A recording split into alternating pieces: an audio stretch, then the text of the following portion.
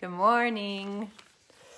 All right, we are actually going to read our final chapter, chapter 10 today. Go fly a kite, Ben Franklin. So excited to share the finale with you. Other colonies were upset about the taxes the English placed on them. The English believed they could control the American colonies. England was 3,000 miles away. Americans felt that decisions involving them should be made in America, especially decisions about taxes. In 1764, Ben returned to England to help solve these problems and others too.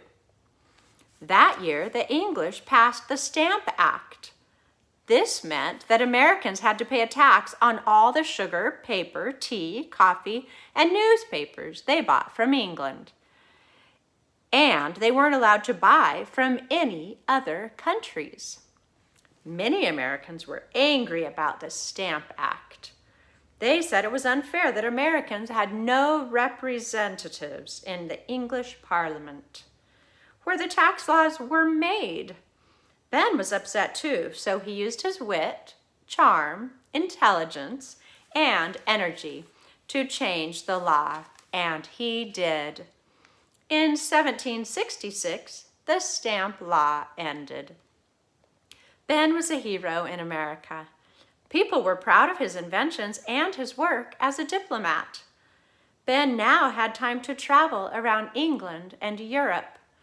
He met King Louis XV of France. He went to parties and dinners. He did experiments. He began writing a book about his fascinating life.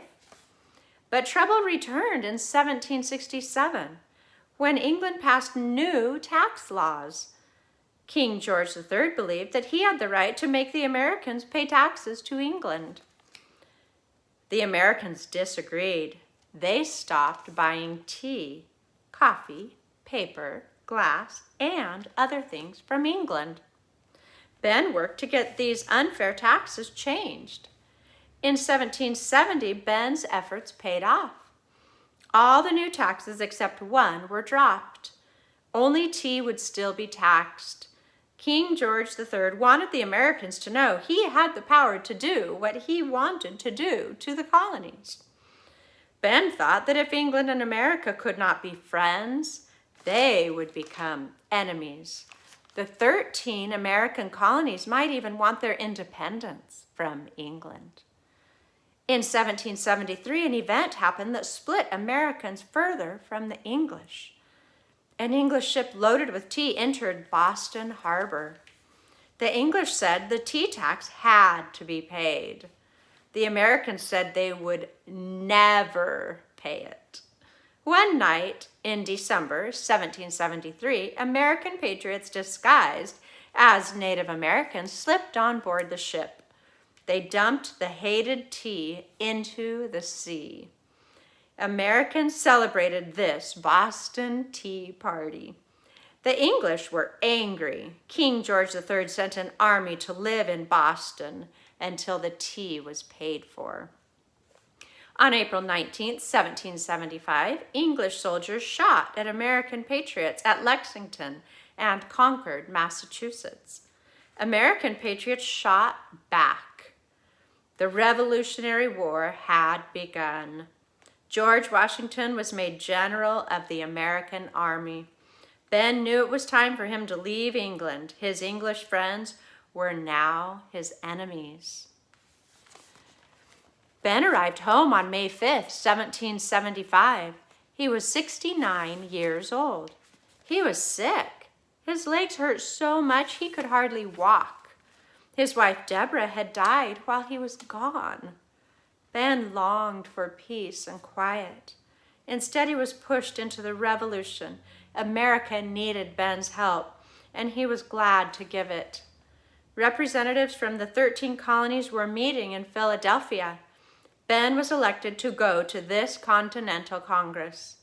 The Congress decided that the 13 colonies should declare their independence from England. The colonies would become the United States of America. On June 24th, 1776, Ben was asked to serve on a committee to write the Declaration of Independence. Thomas Jefferson did most of the writing. Ben shared his expertise as a writer and made minor changes. On July 4th, 1776, the Declaration of Independence was adopted. Knowing the seriousness of their decision to form a new nation, Ben said, "We must all hang together, or assuredly we shall all hang separately." Ben was 70 years old, too old to carry a gun in the war for independence, but his help was still needed. The United States had to have friends to help defeat England. France had long been an enemy of England. France might help. Who better to ask France for help than the famous Dr. Benjamin Franklin?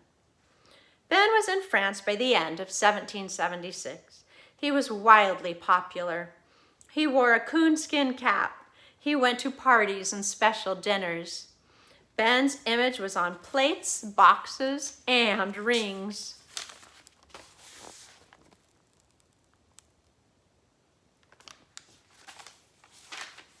Ben said his face was as well known as that of the moon. At first, France would not help the United States. The Americans had lost too many battles. Then, in 1777, the Americans captured 5,000 English soldiers. The French king thought the Americans might just win against his hated English enemies. He said France would help the United States. They would give money, guns, supplies, and ships. One ship the French gave was the Bonhomme Richard, named in honor of Franklin and his almanac. The Bonhomme Richard was the first American ship to defeat a huge English ship called Man of War. The Revolutionary War dragged on until 1781, when the Americans defeated the English at Yorktown. England agreed to sign a peace treaty with the United States. Who should sign the treaty for America? None other than Benjamin Franklin. In 1785, when he was 79 years old, Ben returned to Philadelphia.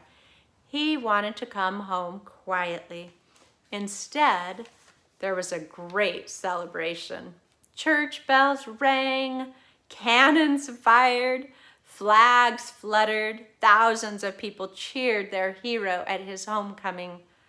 The 13 independent states now needed a government to make sure there were laws that treated people equally and fairly. Certainly, wise old Ben Franklin would have some advice. He did. Ben worked on writing the Constitution of the United States. These laws would help govern the young country Ben loved so much. On March 4th, 1789, Ben signed the Constitution. On April 30th, 1789, George Washington became the first president of the United States. Ben Franklin was the only American to sign all 4 documents that created the United States: the Declaration of Independence, the treaty with France, the peace treaty with England, and the Constitution. Ben's work was not finished. He argued for the turkey to become the symbol of America instead of the bald eagle. This was one of Ben's ideas that didn't work so well. Ben asked Congress to end slavery. He wrote letters to faraway friends, sharing ideas and giving advice. American friends frequently stopped by to chat with Ben. Ben Franklin was now 84 years old. He had spent his life helping others, and he was worn out.